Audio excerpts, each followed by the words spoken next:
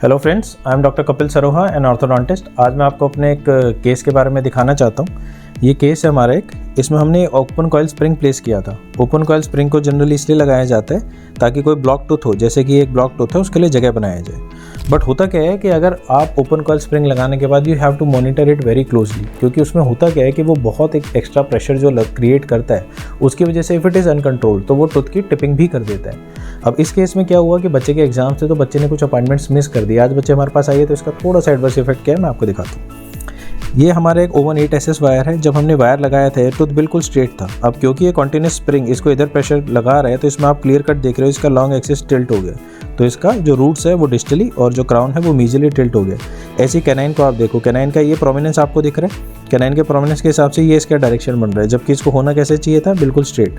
तो ये क्यों है? क्योंकि ओपन कॉइल स्प्रिंग ने इसको कॉन्टिन्यूस प्रेशराइज किया, जिसकी वजह से क्राउन डिस्टल गया तो रूट मीजली मूव किया। अब हम आज क्या करना चाहते हैं कि ये जो हमारा टूथ अंदर ब्लॉक्ड है, इस टूथ को हम बाहर लाने के लिए इसके ऊपर ब्रैकेट प्लेसमेंट करेंगे। इसमें ब्रैकेट प्लेसमेंट में एक चीज़ का आपको ध्यान देना है कि ये टूथ बोन के बीचों बीच है, यहाँ पे ये सेंटर पड़ रहा है, पर ये टूथ इससे भी जाके पैलेटली है। लेटरल इंसाइजर में जो आपको पता है कि टॉर्क जो रहता है, टॉर्क मीन्स जो रूट की पोजीशन है, रूट का जो जहाँ पे रहने का एक पर्टिकुलर डिग्री एंगल है, that is 10 degree in MBT technique. तो 10 डिग्री का मतलब है जब आप पॉजिटिव टॉर्क की बात करते हो दैट मीन्स रूट आपका थोड़ा सा पैलेटली प्लेस्ड है। अब टूथ ऑलरेडी आपका पैलेटली प्लेस्ड है, अगर आप अपने ब्रैकेट को सही पोजीशन पे लगाओगे, सही तरीके से लगाओगे, तो वो फर्दर क्या करेगा कि उसको 10 डिग्री पे लाने की कोशिश करेगा। जब आप इसके ऊपर इनिशियली इसको बाहर लाने के लिए नाइट आई वायर यूज करोगे, ऑब्वियसली जैसे ही आप नाइट आई वायर उसको यूज करोगे तो उसके बाद होगा क्या कि टूथ टिप करेगा, वो टूथ बाहर आएगा। जब अंदर की तरफ वो ब्लॉक्ड है तो वो ऐसे बाहर आएगा। बाहर आने के बाद आपका जो ब्रैकेट का टॉर्क है उसके लिए आप रेक्टेंगुलर वायर प्लेस करोगे, वो उसको फर्दर अंदर धकेलने की कोशिश करेगा।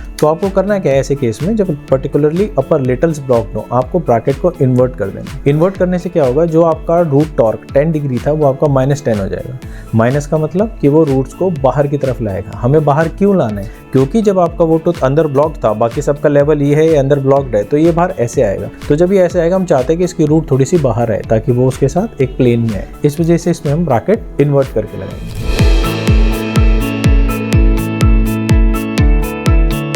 आप सबको पता है जब हम ब्रैकेट लगाते हैं, जैसे हम गुड़िया के केस में सेल्फ लाइगेटिंग ब्रैकेट्स यूज़ कर रहे हैं। सेल्फ लाइगेटिंग ब्रैकेट जो है हमेशा जो ओपन होता है वो टुवर्ड्स योर इंसाइजल सरफेस होता है। अब ये हम एक ब्रैकेट प्लेस करने जा रहे हैं लेटरल के ऊपर, जैसे कि अभी हमने बात किया था कि हम इसको इन्वर्टेड पोजीशन में प्लेस करेंगे। ये मैं अभी ब्रैकेट प्राइमरीली प्लेस किया। आप इसका देख रहे हो कि ये जो हुक है ये ऊपर की तरफ ओपन है। ये इस तरीके से प्लेस करना है ताकि इसको हम इन्वर्ट करके इसका टॉर्क को रिवर्स कर सके। एडिशनल जो भी आपका फ्लश निकलता है उसको आपको हमेशा क्लीन करना है, जिससे कि अच्छे से उसकी क्लीनिंग एक मेंटेन रहे। सारा फ्लश ऑफ जो जितना भी आपका मटेरियल है उसको रिमूव करने के बाद ही हम इसमें आगे कुछ सोचेंगे। अब हम क्या करेंगे कि ये हमने ब्रैकेट प्लेस किया है, इसमें हमने देख लिया है कि हमारा जो ब्रैकेट ओपन होगा वो इंसाइजली नहीं होगा, ऊपर होगा, क्योंकि हम इसका टॉर्क रिवर्स करना चाहते हैं।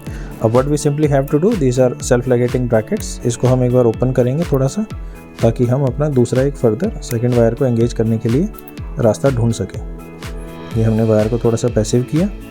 पैसिव करने के बाद ये आपका एक स्पूल्ड वायर है, ये नाइट आई का स्पूल है।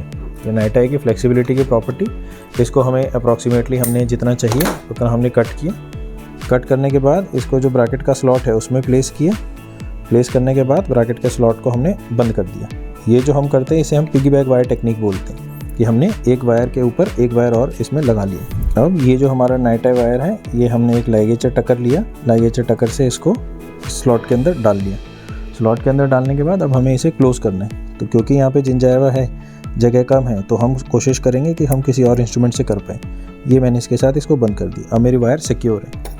एक बार आपने वायर सिक्योर कर लिया अपना, अब नेक्स्ट स्टेप इज़ कि इसको जो एडजेसेंट दूसरा ब्रैकेट है उसमें सिक्योर करना है। स्प्रिंग को मैंने फिर से पीछे की तरफ खींचा, दोनों वायर मेरे स्लॉट में आ गए और ये जैसे मैं स्प्रिंग को हटाऊंगा ये टूथ डाउन जाने लगेगा, ये डाउन। तो यहाँ पे मेरे पास स्पेस कम है, तो मैं चाहता हूँ पहले मेरा ये टूथ अप आ जाए, उसके बाद मैं स्प्रिंग को हटाऊंगा, क्योंकि जब मैं रेक्टेंगुलर वायर प्लेस करूंगा इसको वैसे भी अपनी जगह पे सीधा उसके बाद ही होना। तो पहले ये ऊपर आएगा, उसके बाद हम देखेंगे। तो एक बार हम देखते हैं नेक्स्ट सेटिंग में कि हमारा क्या चेंजेस इसमें अप्रिशिएबल होते हैं, फिर हम आगे का अपना कॉन्वर्जेशन कंटिन्यू करेंगे। Thank you.